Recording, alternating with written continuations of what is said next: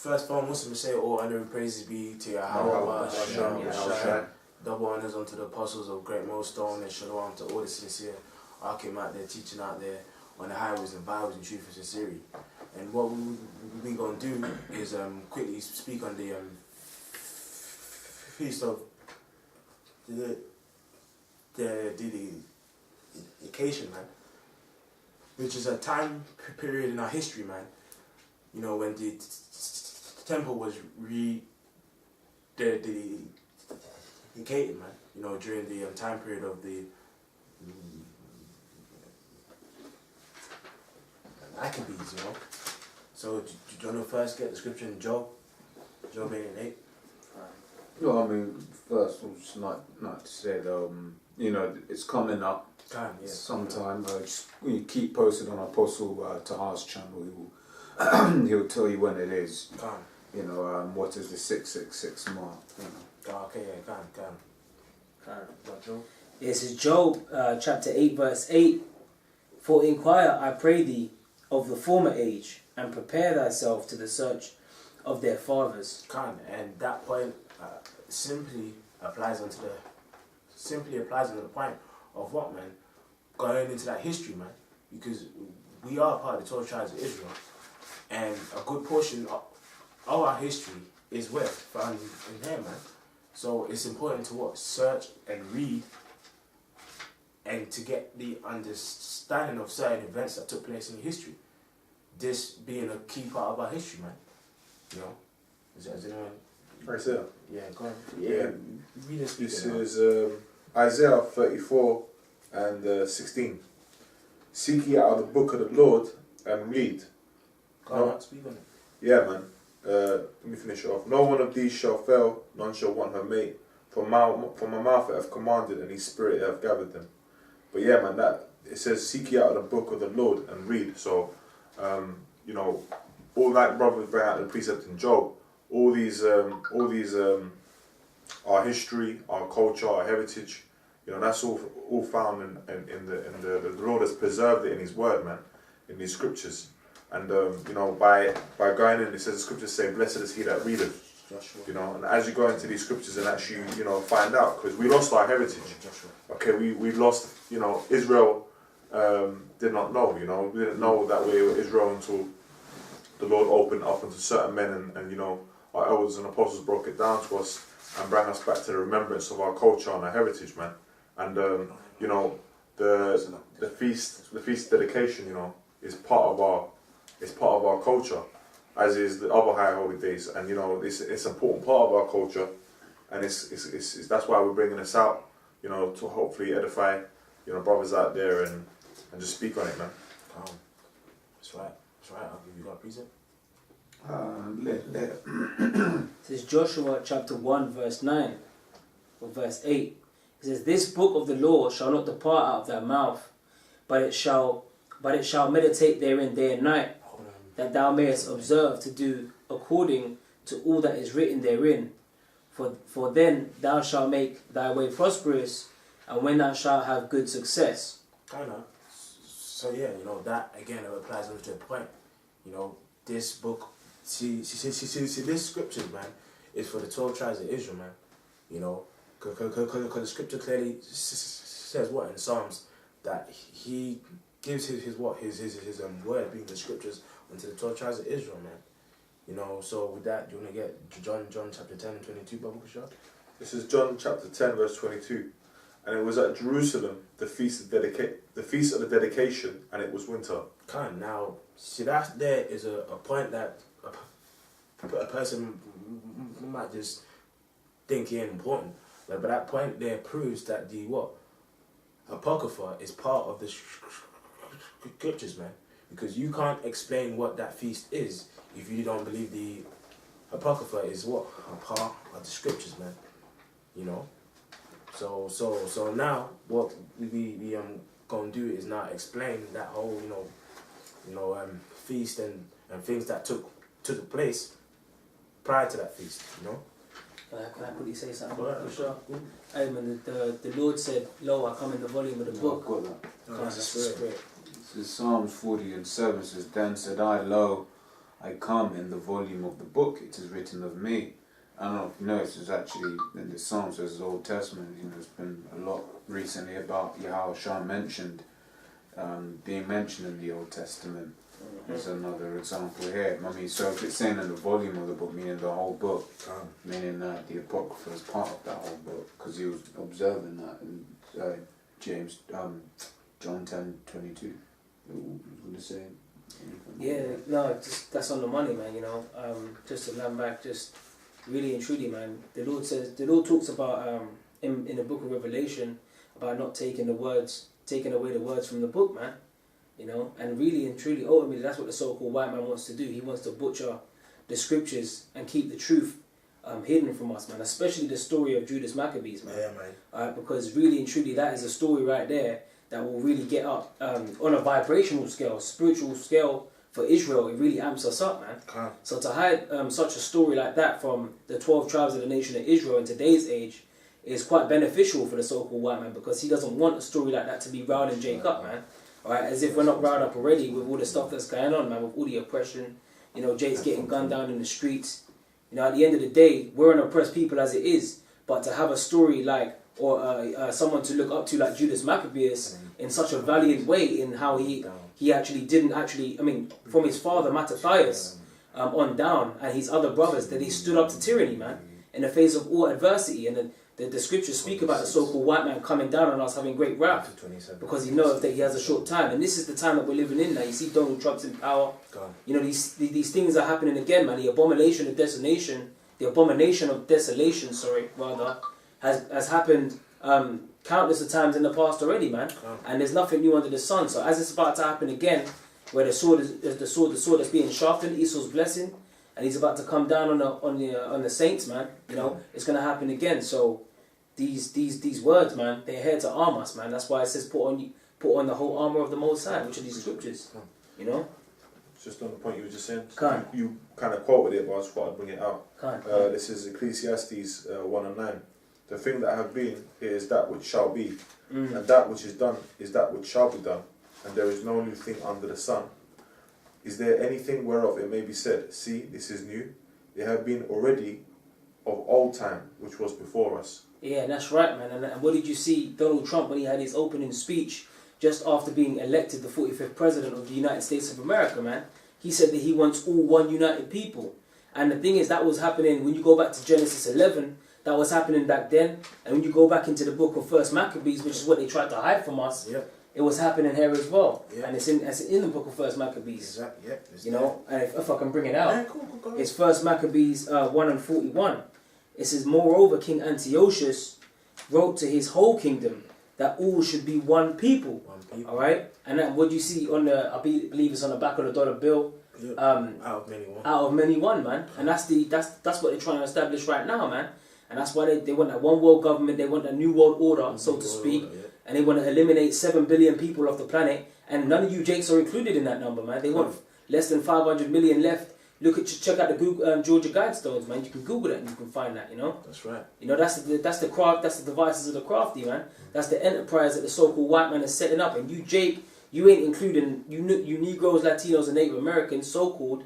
You're not included in that new world order, man. In that plan, you know, you're set up to be exterminated, you know, through way of the sword. Which that sword is Esau, man. That's right. He's the sword of the Lord, man. You know, because why he got blessed with that sword, man. You know, your precept. No, not okay, right then, bro. Can you read First Maccabees 1 and 21, bro? Sure.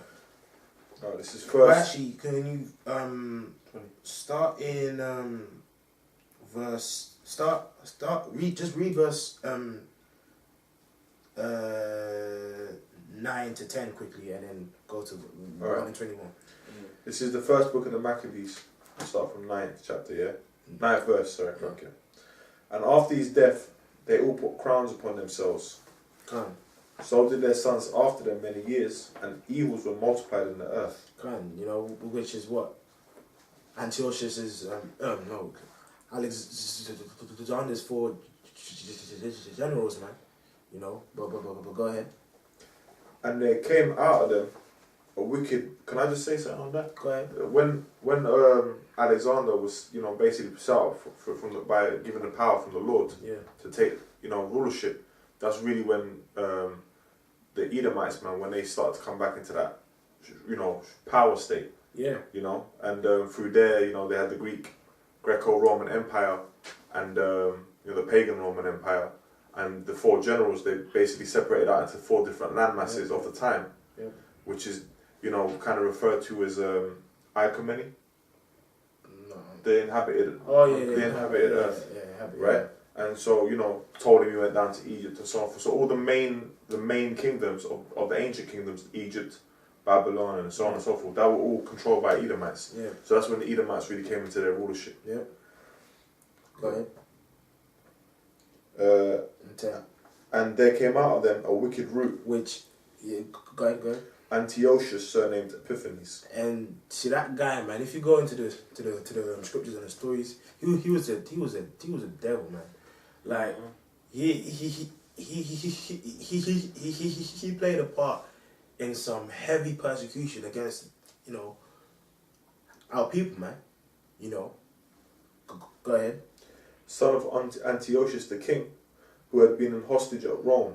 Yep. And he reigned in the 137th year of the kingdom of the Greeks. Now, can you skip to verse? This is verse 20. Yeah, because what we're actually, you know, doing now is just giving an example of things that was taking place during that, you know, time period before we get to the actual story of the actual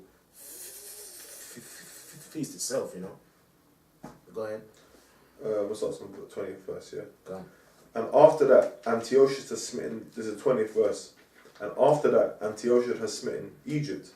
He returned again in the 143rd year, and went up against Israel and Jerusalem with a great multitude. If I can just say this real quick. It says he went up against Israel and Jerusalem with a great multitude. And we just read in verse 10 that it was the 130th and 70th year of the kingdom of the Greeks.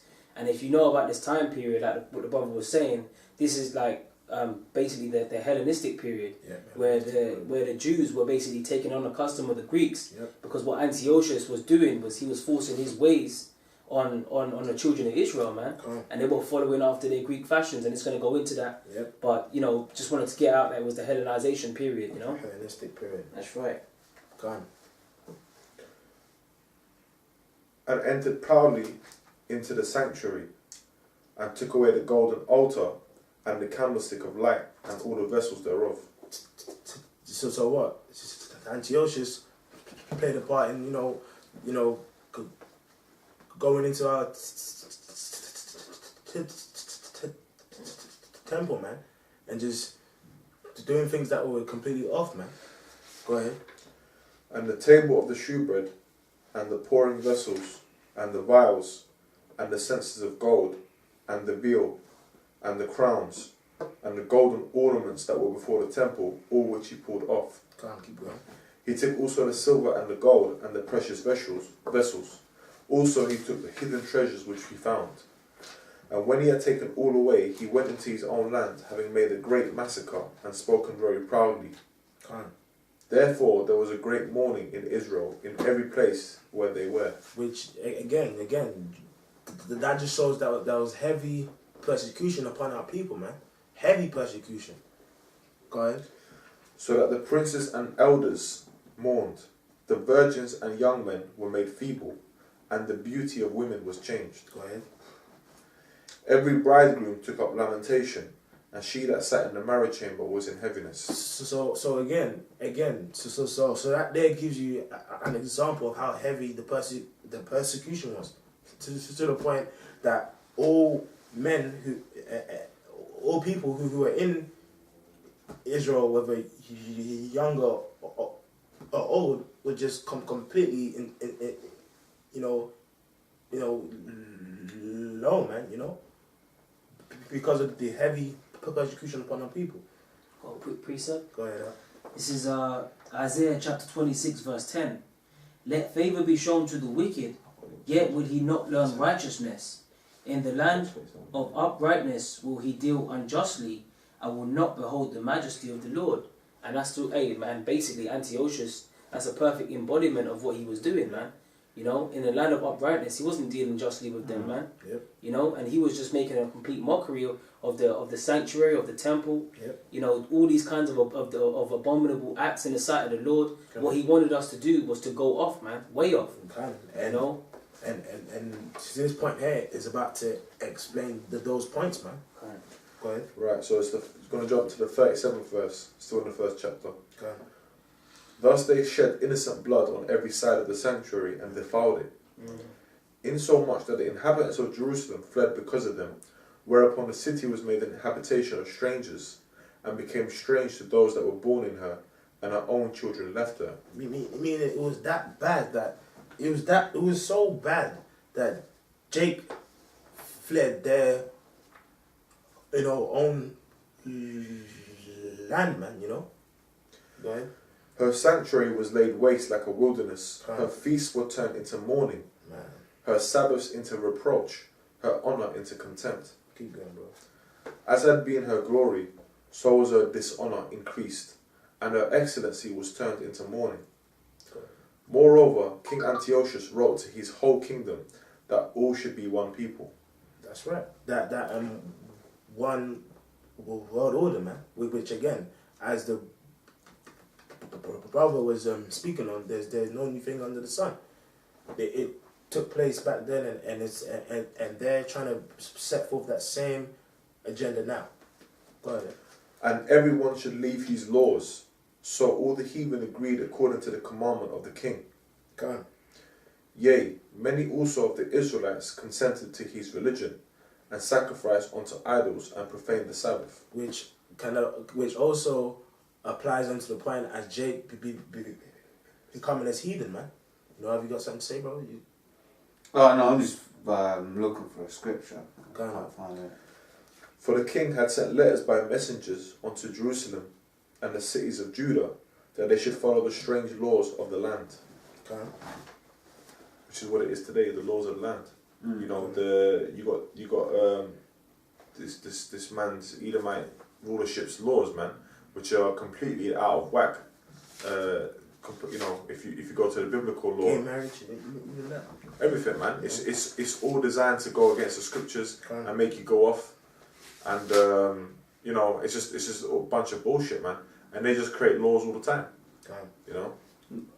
But you know, it's one of those ones when they do attempt to hold the laws of the Bible, they're always just going off on whatever, what have you. You know, the scripture says in Psalm 15:16 says, "But unto the wicked the Most High saith, what hast thou to do to declare my statutes, or that thou shouldest take my covenant in thy mouth?" You know, and in this period of time, you know, they saw what the scripture said, and then they went and did a complete opposite. You know, and they're doing that exact same thing now, man. You know, pushing homosexuality heavy, you know, transgenderism, you know, they're even trying to, you know, flip around the whole concept of how a baby comes into this world. I've got something real quick. This is Isaiah 10:1. Woe unto them that decree unrighteous decrees, that right grievousness which they have prescribed. And all of the examples that the brother was bringing out, you know, transgenderism, gay marriage, these are all examples of unrighteous decrees, man.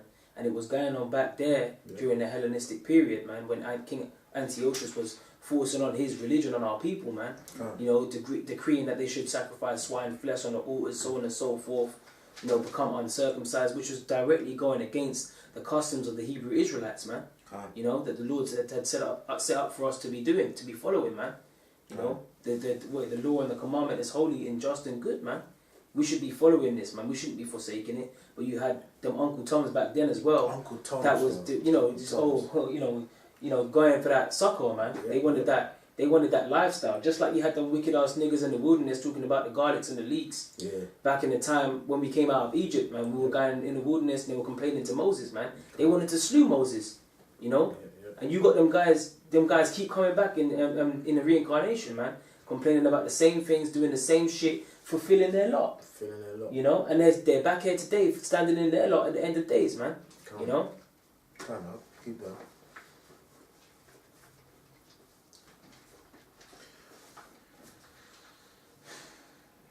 Verse 42. Verse 45. Actually, no, I'll go to 43. Yea, many also of the Israelites consented to his religion and sacrificed unto idols and profaned the Sabbath. For the king had sent letters by messengers unto Jerusalem and the cities of Judah. On that point you just said, this is Ezekiel 36. I'm going to start from 19. I'll start from 20, go straight to point. It says, and when they entered unto the heathen, whither they went, they profaned my holy name. When they said to them, these are the people of Yahweh, and are gone forth out of this land. Basically, going on to what the Bible was just reading there, when Israel ended up being among these heathens, they just ended up doing as the way of the heathens, profaning the name of Yahweh Hashem Yahushai. You know, because although we're supposed to be holy, we were joining unto them, doing the things that they did. You know, same in First Maccabees, the first chapter goes into how Jake, you know, said, oh look, you know, they're building themselves a place of exercise, you know, let's join in with them, you know, let's uncircumcise ourselves, let us become as the Greeks, is almost. I've got a precept. This is Psalms 106 and 35. But were mingled among the heathen and learned their works. So that's a quick point. It says Jake among the heathen, man, and learned their works.